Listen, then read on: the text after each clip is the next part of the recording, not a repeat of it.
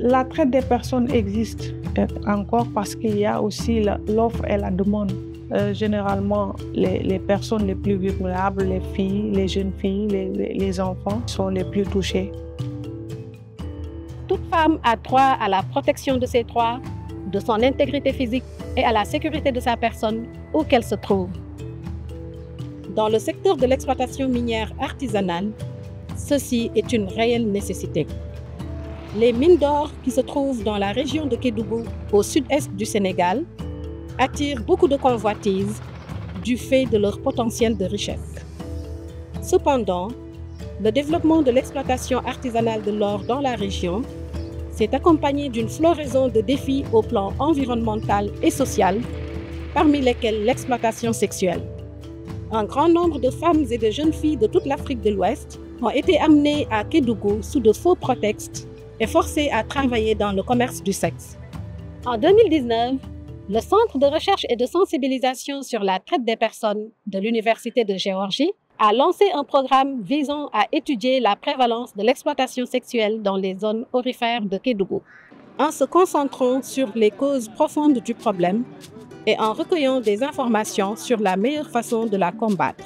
Les recherches menées par Centro en 2021 ont montré que près de 20% des femmes et des jeunes filles impliquées dans le travail du sexe à Kédougou étaient victimes d'exploitation sexuelle. La majorité de ces victimes viennent du Nigeria ou d'autres pays d'Afrique de l'Ouest. Elles avaient été trompées ou contraintes, pensant qu'elles quittaient leur pays pour décrocher un bon emploi. Ce phénomène-là, c'est des gens qui se peuvent porter au niveau de Ghana ou bien nigériennes qui disent bon, moi je vais vous amener au Sénégal, tromper des jeunes filles, les recenser et faire leurs papiers, faire des faux âges pour les amener au Sénégal, pour les tromper. Arrivé au Sénégal maintenant, il y a des jeunes filles qui pleurent, qu'on chante même, d'autres disent que vraiment, eux, ils étaient à l'école, croyaient qu'ils vont venir travailler dans le ménage ou bien dans les restaurants. Voilà comment ils sont trompés.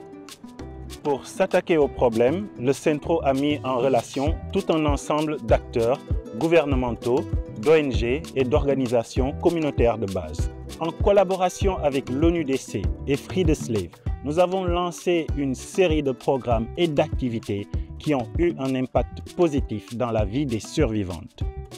Nous avons débuté par une sensibilisation sur le problème auprès des acteurs locaux de Kédougou, y compris ceux du système judiciaire. Avant l'intervention du projet, on avait constaté qu'il y avait beaucoup de cas de traite des personnes. Le problème que nous avions, c'était la prise en charge des victimes. Parce que souvent, l'accent était mis sur les personnes incriminées dans ces affaires. L'autre problème que nous avions, c'était de garder les victimes le temps que le procès se déroule pour que ces victimes-là puissent comparaître à l'audience afin qu'il y ait un débat contradictoire. Nous avons également organisé des sessions de formation à l'intention d'acteurs clés tels que les forces de l'ordre, les acteurs communautaires, les travailleurs sociaux, afin d'améliorer la qualité des services pour les survivantes, leur protection et la prévention. En renforçant la base de connaissances des acteurs judiciaires, des acteurs de prise en charge, mais également des autres intervenants, en renforçant la capacité des magistrats, des policiers, des gendarmes, mais également des acteurs, des éducateurs spécialisés. Vous avez le Centro a eu à contribuer au renforcement de la base de connaissances. Avec nos partenaires, nous avons identifié plus de 200 victimes de traite sexuelle et nous avons travaillé à l'amélioration des qualités de soins dans les centres d'accueil en place. Pour moi, la plus grande satisfaction, c'était justement au renforcement qu'on a eu sur les différents éléments de prise en charge. Le renforcement de capacité des agents, pour moi, ça c'était une satisfaction parce qu'il y avait des outils vraiment qui m'ont donné des résultats par rapport à la stabilité émotionnelle des victimes au sein du centre. Nous avons aidé plus de 143 survivantes à retourner volontairement dans leur pays d'origine, par exemple le Nigeria. Chez elles, les survivantes ont reçu un soutien pour leur réintégration sociale et économique de la part de notre partenaire Emmanuel Foundation. Les aspects les plus importants sur la traite des personnes, c'est la prise en charge des survivantes. On a vécu des filles qui ont été tuées, qui sont malades et qui ont été abandonnées et qui sont décédées sur les sites. Et maintenant, en retour en famille, on prend totalement la réintégration de ces filles-là pour les permettre en tout cas d'avoir une nouvelle vision, d'avoir une nouvelle activité vraiment qui les permet en tout cas de pouvoir survivre.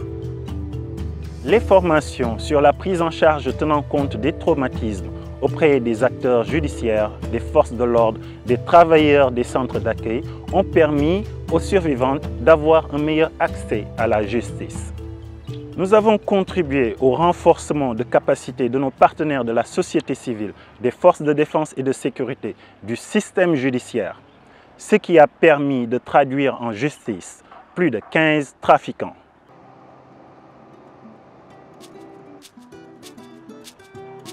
Centro reste plus que jamais engagé à contribuer aux efforts nationaux et régionaux de lutte contre la traite des personnes en général et l'exploitation sexuelle en particulier, pour que les femmes et filles de l'Afrique de l'Ouest soient toujours à l'abri de risques et toujours mieux protégées. Nous invitons le peuple sénégalais, africain, le secteur privé, en particulier les compagnies minières, ainsi que les partenaires internationaux à se joindre au combat.